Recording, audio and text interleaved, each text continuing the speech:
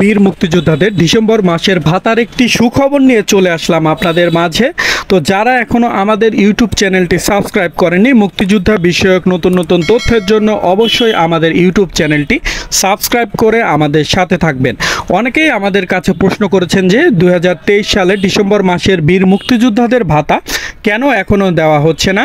তো আপনাদের জন্য আমরা একটি সুখবর নিয়ে চলে এসেছি। বীর মুক্তিযোদ্ধাদের ডিসেম্বর মাসের ভাতার অর্থচারকরণ হয়ে গিয়েছে ইতিমধ্যেই। আমরা গত ভিডিওতে আপনাদেরকে জানিয়েছিলাম যে অর্থচারকরণটি 28 বা 29 তারিখ করা হবে, কিন্তু শুক্র শনিবার হওয়ার কারণে এই তারিখে অর্থচারকরণটি করা হয়নি।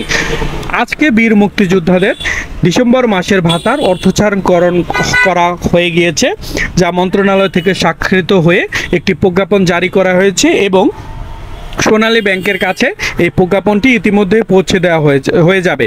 কিছুদিনের মধ্যে আপনাদেরকে আপনাদের যে ভাতাটি আছে 20,000 টাকা করে দেওয়া হয় সকল বীর মুক্তিযোদ্ধাদের, উক্ত ভাতাটি আপনাদের সকলের অ্যাকাউন্টে জমা হয়ে যাবে।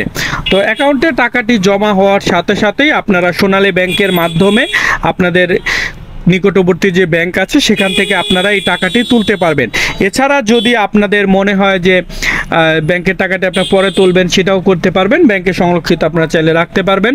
আর বীর মুক্তিযোদ্ধাদের যে ভাতা, যাদের লোন আছে, আপনারা ওই লোনের যে টাকাটা বা কিস্তির টাকা বলতে যা বোঝেন, তো এই টাকাটিও ওইখান থেকে কেটে নেওয়া হবে।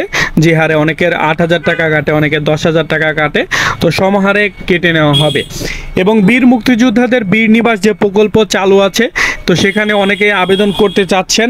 আমাদের কাছে অনেকে অনেক সময় প্রশ্ন করছেন যে বীর মুক্তিযোদ্ধাদের বীর নিবাসের জন্য কীভাবে কী করতে হবে। তো আমি নিজে যেভাবে করেছি আপনাদেরকে তা জানিয়ে দেব।